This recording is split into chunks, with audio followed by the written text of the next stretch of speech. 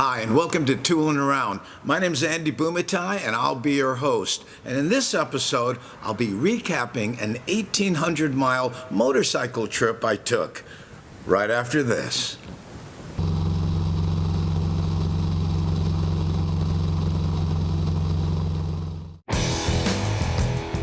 Construction is back, and I'm proud to give a lift to the hard-working men and women building our communities.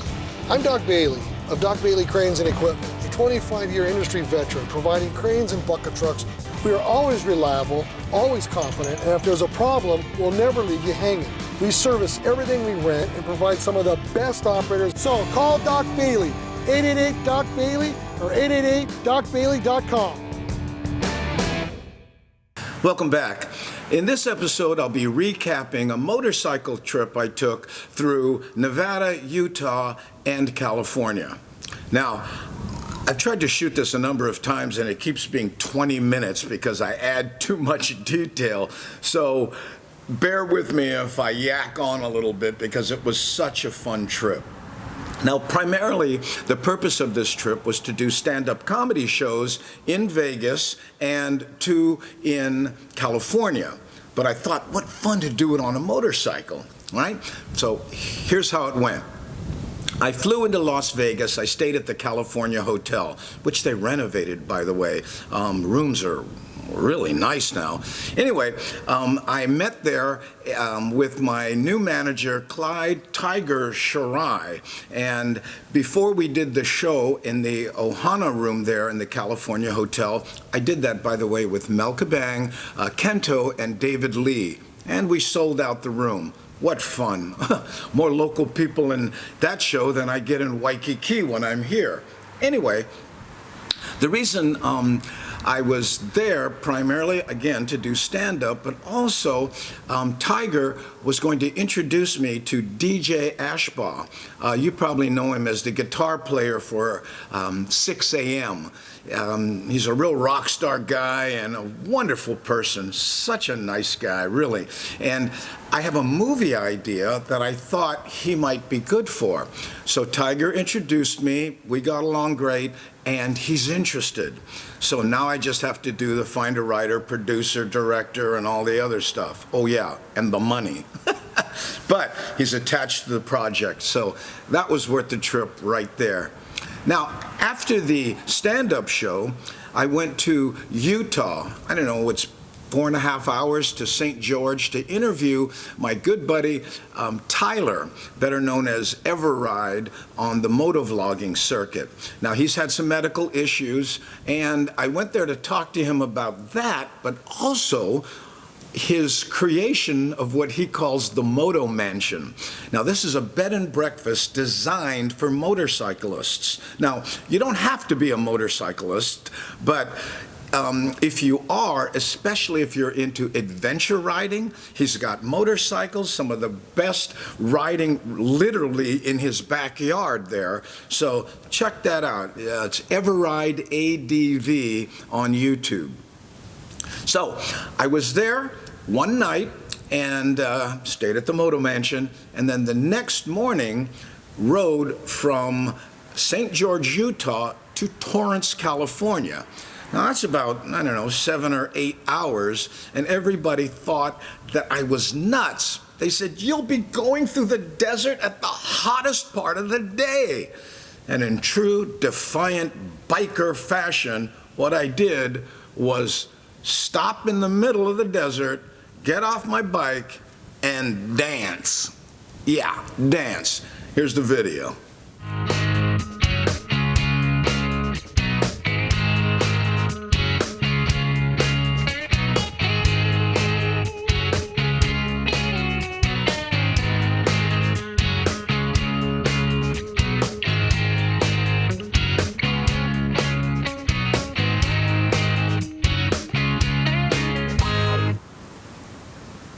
So after my little dance, I continued on to Torrance, California, and stayed there that night for the show the next evening. And it's funny because when I got to that 82 degrees after Utah and Vegas, it felt like air conditioning. It was just, oh, this is so nice. So the next morning, that would be the day of the show, I decided to squeak in a quick look at Born Free 9, the custom motorcycle chopper show that happens over there in, I think it's Silverado. And at that function, I ran into my good buddy Shannon Aikau. You know him from Counting Cars. He's a Hawaii boy and one heck of a builder. So we cruised around there, and he kind of gave me a guided tour. He's been there many times. This was my first time. And again, you hear the phrase sensory overload over and over, but it's like, whoa, and that's exactly what it is. But I had a great time. Now, when I got back to Torrance, I took a little power nap, and that evening we sold out the Ohana Club Room. Big mahalo to Kamaka Brown for putting that together and for being a very funny opening act.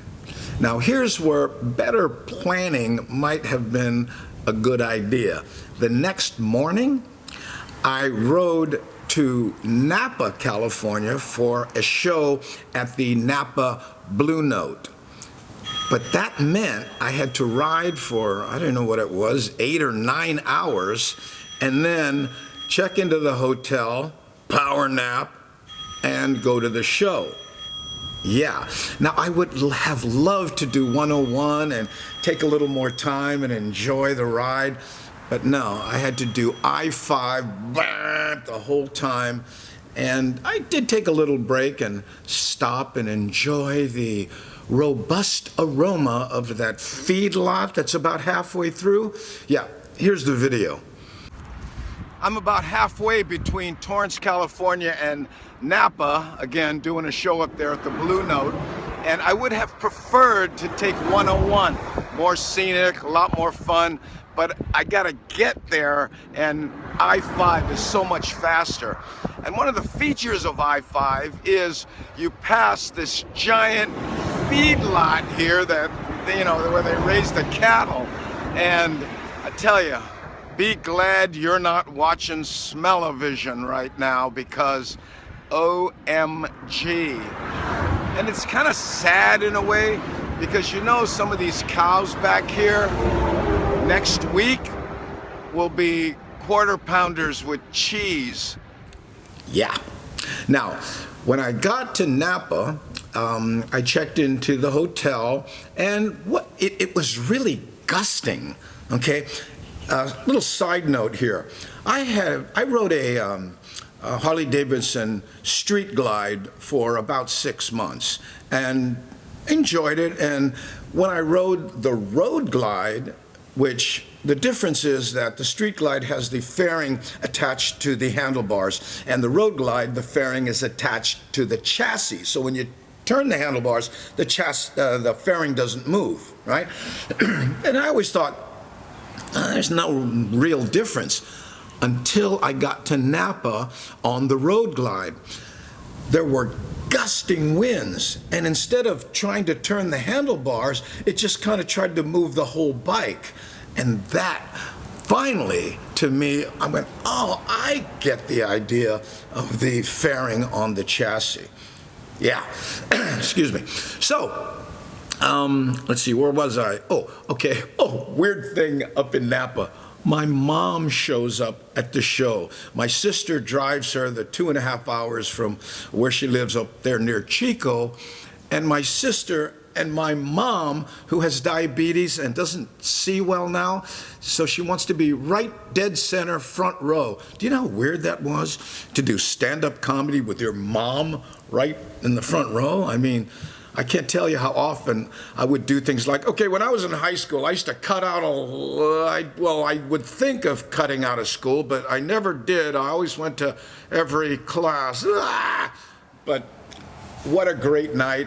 Didn't sell it out, but got close, and a big thank you to Larry Bubbles Brown for being my opening act. Now, he doesn't normally open, he's a headliner, and I really appreciate him showing up and helping out with a fun night.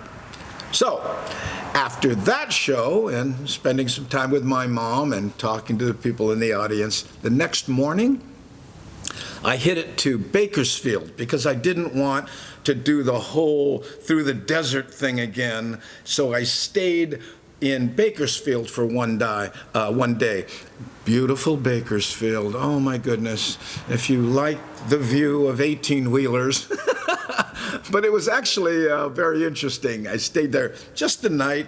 I-5 on the way there, and the next morning I decided to hit it at about 3:30 in the morning to beat the the heat of the desert, right? Plus I was going to try to return the motorcycle to Eagle Rider in Las Vegas before 9 o'clock in the morning, so I wouldn't have to pay for another day. Yeah, that's what kind of budget I'm on. So, through the hills, this really surprised me. I thought, it's hot here. I was wearing a t-shirt in Bakersfield. Maybe I should put a jacket on just in case. Lucky I did. When I hit the hills before the desert, it must have been 50 degrees. Again, it was 4 in the morning, right? So, it finally started warming up. Never thought I'd say that. When I got into the desert, and such a beautiful view early in the morning as the sun comes up over the desert. Here's a little video I did. Check this out. I'm about 100 miles out of Bakersfield, headed for Las Vegas, and I just stopped to watch the sunrise over the desert. How cool is that? Just another tequila sunrise, but no tequila. Oh well.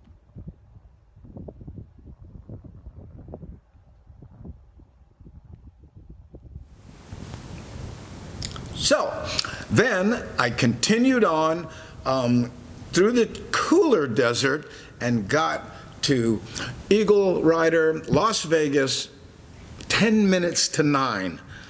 Timed it perfectly.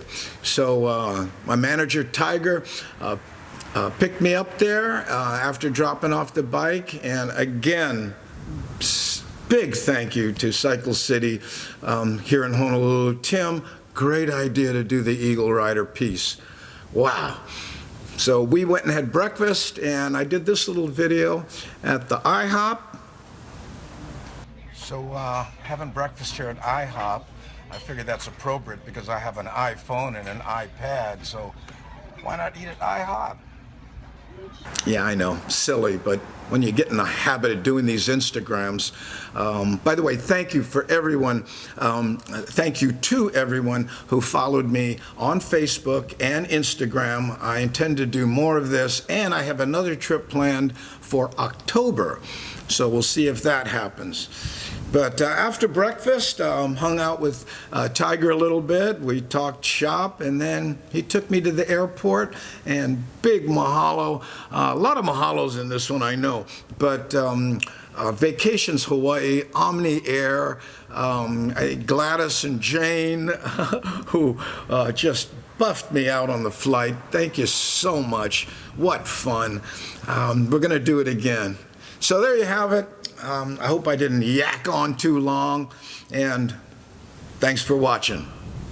October.